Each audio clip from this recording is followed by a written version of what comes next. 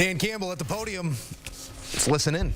We give those guys, a lot of credit. We knew they wouldn't go away, and they made the plays today. Coach Shanahan's a hell of a coach. That's a team that they've done it, they lived it, and they made the plays. So credit to them. I'm really proud of all these guys. I am. And it's hard when you lose that way. It's hard. You feel like you get your heart ripped out. So, but I'm proud of that group, and I'll go anywhere with that group. And you wish you could keep it all together, but that's not the reality. So, we did some really good things, but today we didn't do enough, and it's tough. It's questions. And you had 2 fourth-down decisions that were critical in the second half. And either one that were what? 2 fourth-down decisions that were critical in the second half. Neither one was converted. Yeah. Particularly the second one. Why not take a field goal there and maybe stem the bleeding a little bit? Yeah, I just felt really good about us converting and getting our momentum and not letting them play long ball. They were bleeding the clock out. That's what they do. And I wanted to get the upper hand back, and it's easy hindsight, and I get it, I get that.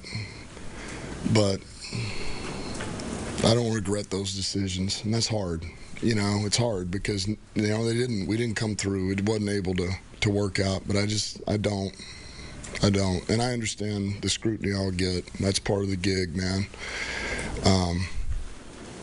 But, we just didn't work out. Dan, how do you process what happened in the second half? Some of the self-inflicted mistakes, I guess, that didn't seem to come up much of the year for you. Yeah, it's been very uncharacteristic of us. We've always been able to get our momentum back, and it's hard to say. I honestly right now I can't put my finger on that. That's not like us. We had plays to be made that we just didn't make. We normally do. And, some of the things, third quarter, we came out, I thought we did a really good job defensively, man, held them to 3, and then got the ball back, moved it, but we just couldn't quite make those plays. And so third quarter, we've been there before. And so fourth quarter, you feel like we're going to get it back, and we just couldn't quite get over the hump. And, and that hasn't been us all year, and it showed up today at the worst time. Dan, you did a lot of good things in the first half of this game. You got this far. I don't know if a lot of people picked you to come to the NFC title game, but disappointing.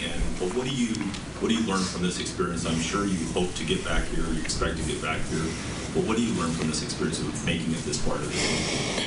Well, I think one of the things you always tell everybody who's never been here, and particularly the young players, is you don't know which play is going to make the difference, which one. You say that every game, but when you get in there with a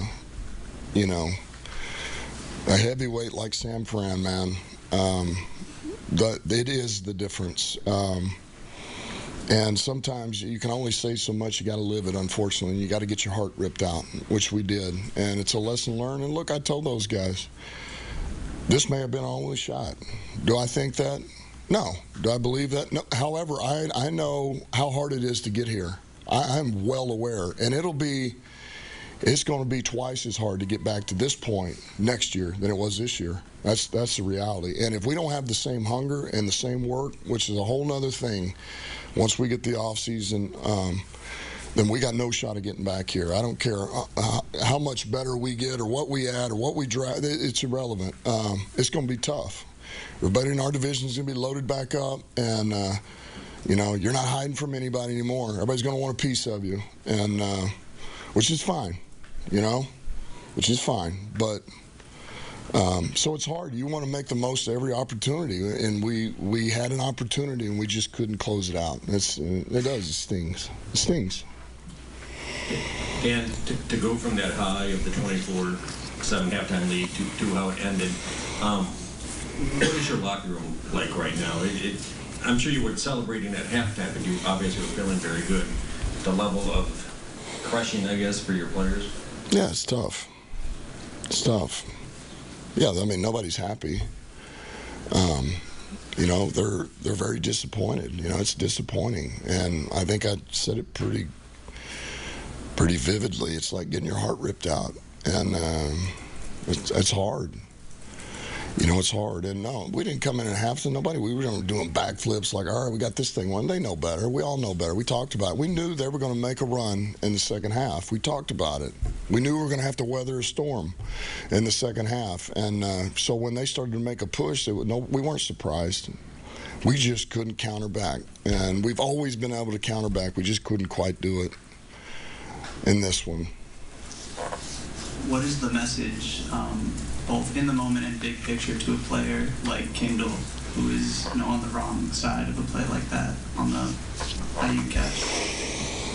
Listen, what we talked about is, man, you fight every play, man, and you make them earn everything they get. He was in phase, and he competed, and it didn't work out. And you know what? That's life of a cornerback.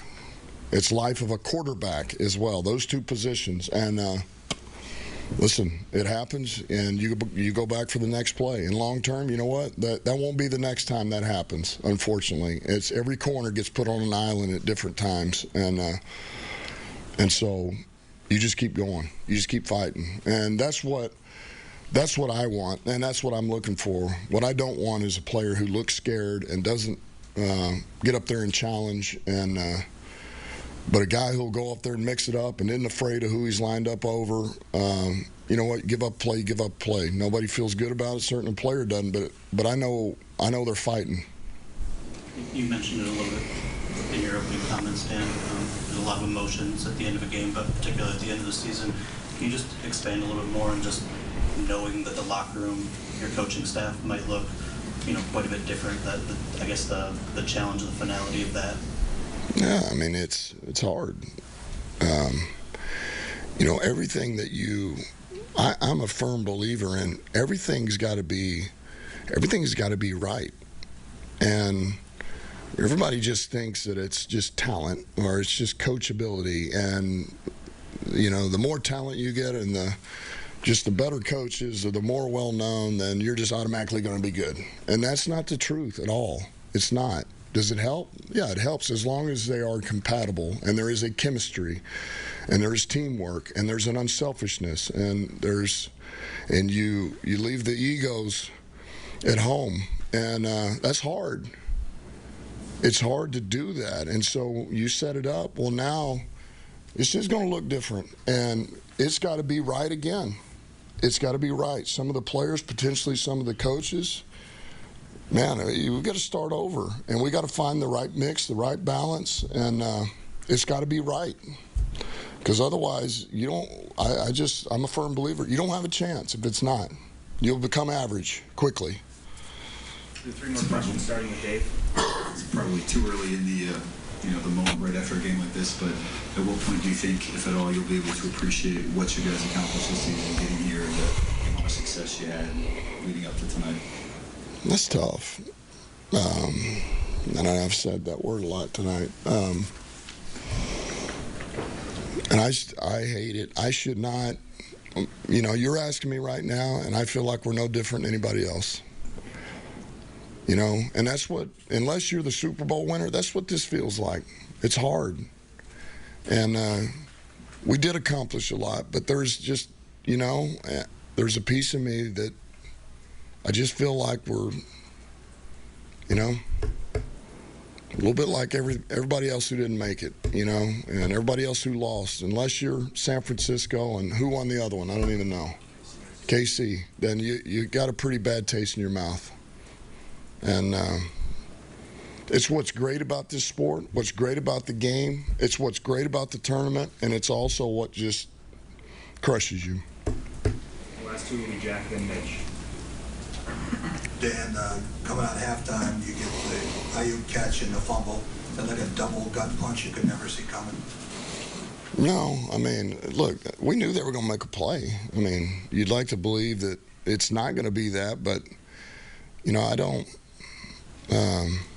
we knew they were going to make some plays. It was just a matter of time, and I don't care how good you're playing. Ayuk's a good player, and Purdy does a good job of giving those guys a chance to make plays. Kittle's a good player. Debo's a good player. So at some point, you knew something was going to happen. You got to be able to answer back, and you got to be able to contain it, and we weren't able to do that.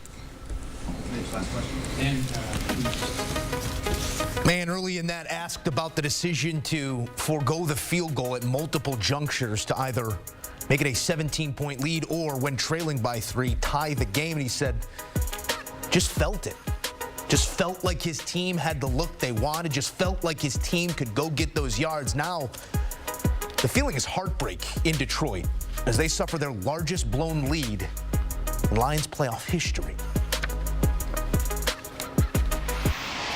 Just back up here, Brock. Take 1 or 2 steps back. Back up. Go down.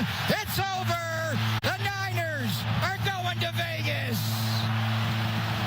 That is the most unbelievable comeback I have been a part of with this football team. In this moment, in this spot, as big as this atmosphere was, as it looked like it was going at halftime, and the way they believed in each other on both sides of the ball,